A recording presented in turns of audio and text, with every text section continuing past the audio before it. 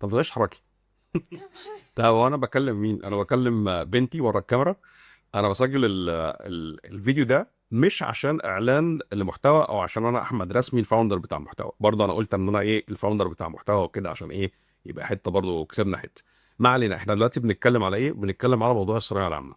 وانا حاطط بنتي ورا الكاميرا علشان اقدر ان انا اتكلم باي ناتشر، ما اقعدش بقى اقطع وسكريبت والكلام ده. لا، انا عايز اتكلم باي ناتشر. طيب عايزين نتكلم في انهي موضوع؟ عايزين نتكلم في موضوع نتيجه الثانويه العامه اللي طلعت النهارده، او لو انت بتتفرج على الفيديو بعد الساعه 12 فهي هتبقى امبارح. آه يعني في نقطه كده، الناس اللي بتطمن على بعض ده شيء جميل جدا، وانا عارف انك مهتم بانك تعرف نتيجه ابني او بنتي وخايف عليهم وبتاع، فما فيش مشكله انك تتصل وتسال عمل ايه، الحمد لله كويس. طب هو جاب كام؟ ما هو انا ما قلتلكش، فانا ما قلتلكش، انا مش عايز اقول. لا لا، طب هو جاب كام؟ يعني مش لازم تعرف، مش لازم تعرف هو جاب كام. حفاظا على مشاعري انا، حفاظا اكتر على مشاعر ابني او بنتي. مش محتاجه ان انت تعرف كام، مش هتفيده بحاجه لما تعرف كام، ولا هتدفع له المصاريف، ولا هتزود او تنقص انك تعرف كام. خلاص هتعرف وقت ما هيخش الكليه، هتعرف هو دخل كليه ايه وخلاص، خلصت لو انت يعني سالت عليه. وانا تاني اقول لك على حاجه، انا ممتن انك بتسال وعايزك تسال، بس يعني مش لازم تسال بالتفاصيل. تمام. نخلص بقى الموضوع ده نقفله، نتكلم على اولياء الامور بقى نفسهم. اولياء الامور اللي عاملين مناحه وعاملين فيلم هندي علشان الدرجه اللي طلعت. انا عايزك تسال نفسك الاسئله ديت. سؤال رقم واحد: هو انا انسان كويس؟ اه انسان كويس. طيب تمام. ومراتي او جوزي كويس؟ اه كويس. طبعا انت ممكن تقول لا اصل انا كويس بس فلان او علان مش كويس. ده موضوع يخصك، انت بتقول كده عشان تعلق شماعه ان الاولاد ما نجحوش عشان الطرف التاني هو ده مشكله تانية، ده موضوع تاني نبقى نتكلم فيه لاحقا يعني. حضرتك في ثانويه عامه جبت كام؟ سمعني كده. طب السؤال اللي بعده: جوزك او مراتك جابت كام؟ السؤال اللي المفروض تساله: انت انسان كويس، ما جبتش نتيجه في الثانويه العامه، طب يعني انت عايز تحقق حلمك في اولادك؟ جميل جدا انك عايز تحقق حلمك في اولادك وعايزهم يبقوا كويسين، ممتاز جدا، بس مش ضروري ان هم يحققوه. ولو ما حققوش اسندهم يا سيدي، يعني خليك واقف في ظهرهم.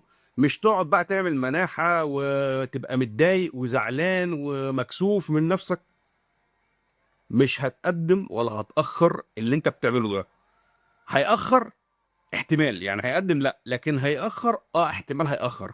ليه؟ لان حضرتك يعني معلش عفوا كده، انت شبه بنكدك ده في البيت، انت حملته مسؤولية اكبر من طاقته.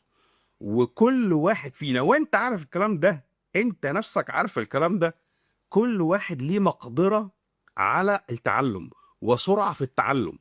يعني في واحد ممكن في محطة المترو، وهو رايح المترو يخش الامتحان ويجيب جي بي اي كويس او يجيب درجة كويسة، وحد تاني يقعد يحرت طول السنه وما يجيبش الدرجه اللي اتجابت الناحيه التانيه. عادي خالص، دي مقدره يعني، مش قصه كبيره ان اولادك ما جاب، لا ابنك او بنتك المهم ان هو الحمد لله عدى يعني عدى من شبح الثانويه العامه، خلاص عدى منها. اسنده بقى، شوف ايه الحلول اللي ممكن تعملها، شوف ايه اللي بيحبه. طبعا هي حته كده ممكن يعني اضيفها، او احنا بنعمل الكلام ده بس يعني مش هنتكلم عشان قلت الفيديو ده مش اعلاني. الفيديو ده انا فعلا بكلمكم كأب مش كفاوندر لمحتوى. الخلاصه اللي عايز اوصلها لك: ادعم ابنك او بنتك، خاف على مشاعره، وخلي بالك الكلام اللي انت بتعمله ده هيأثر عليهم في المستقبل. بعد كده لما حضرتك تيجي تلوم انت احنا عملنا وصرفنا وسوينا وبتاع، هيخش كليه مثلا حقوق فور اكزامبل. انت عارف ان كليه حقوق دي كانت من كليات القمه زمان، وعلى فكره هي ما زالت من القمه بس احنا اللي نزلناها تحت. يكفي قوي ان القضاه بيطلعوا منها، احترام الجليل لجميع القضاه. القاضي اللي اعلى رتبه في الدوله ما تقدرش تكسر كلامه. ابنك لو دخل حقوق اللي انت مثلا ممكن تكون بعض الاشخاص بيستعروا منها، لا هو ممكن يبقى كلمته بمقام اقوى كلمه في الدوله. كليه تجاره، انا بعد 20 سنه في هندسه رحت درست برضو اداره اعمال، يعني رحت تجاره. في حين ان احنا في ناس كتير لا اللي هو ايه اصل انا تجاره وهو مكسوف من نفسه. لا، ما تكسفش من نفسك. انت لو داخل كليه تجاره او كليه حقوق او كليه حتى زراعه او حتى اي كليه وداخلها وانت واثق من نفسك، انا بقول لك انت هتقدر تحقق اللي محدش حققه. بس خش وانت واثق من نفسك، وخش وانت عندك هدف. انا عايز اوصل وات ايفر بقى، هدفك انك تبقى بتدرس، هدفك انك تعمل بيزنس، هدفك اللي تعمله.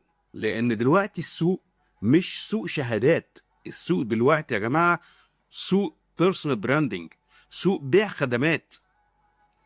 الموظف واللي هو احنا بنساعد الناس ان هي ازاي تصل الى الوظيفه الجيده والكلام ده، كل ده كلام جميل قوي ده عشان نساعد الشباب ونوقفهم على رجليهم.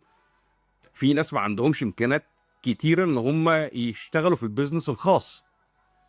فالشهادات والشغل في الشركات ما هي الا مسكنات بنحتاجها لفتره معينه، ممكن ما نحتاجهاش خالص. في ناس مش محتاجين اصلا ان هم يشتغلوا موظفين، هو بالتالنت بالخبره بالموهبه، هو عنده موهبه اداره المشاريع، بنسميهم الانتربرينير، وفي علم الشخصيات بنسميهم الاي اس تي بيز. فالشخصيات دي هي بالموهبه تنفع يدير، بس السؤال بقى هيديره صح ولا غلط ده قصه تانية. هل هو متعلم ومطور من نفسه ويعرف يتفادى الويكنس بوينت اللي عنده؟ هل هيقدر لكن هو باي تالنت هو صاعد للفرص ويقدر ان هو يعمل بيزنس بسهوله. فكره ان انا لا انا اصل الوظيفه، اصل هو لو ما دخلش هندسه، اصل هو لو ما دخلش صيدله، معلش زي الرز، الكل زي الرز. يعني انا دلوقتي داخل في مجال الاي اي، لما بدخل وجو ديب ايه ده، ايه اللي زي الرز ده بره مصر، يعني مش جوه مصر بس، إيه ده، ايه كميه الناس، اي فكره بفكر فيها اقول لا انا مبدع بلاقيها 500 واحد عاملها بره. السوق سوق خدمات، ومش محتاجين ان احنا نقسو على اولادنا، احنا عايزين نشجعهم ونقف في ظهرهم علشان فعلا يقدروا يواجهوا السوق الجديد اللي موجود اللي احنا ما تربيناش عليه. السوق الجديد ده سوق مختلف تماما، وهم هيقدروا لان هم جيل مختلف عنا، جيل من هم عندهم 4 سنين و5 سنين كانوا بيمسكوا موبايلات وعندهم لابتوب، فهم جيل مختلف عننا تماما.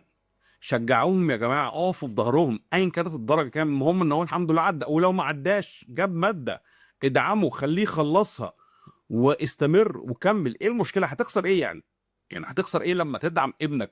لا لازم بقى نقطمه والمصاريف واللي انا عملته واللي سويته يا جماعه يعني.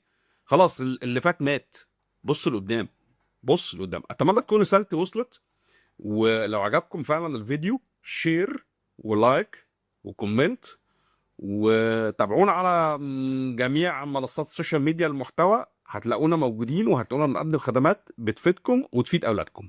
اشوفكم على خير ان شاء الله.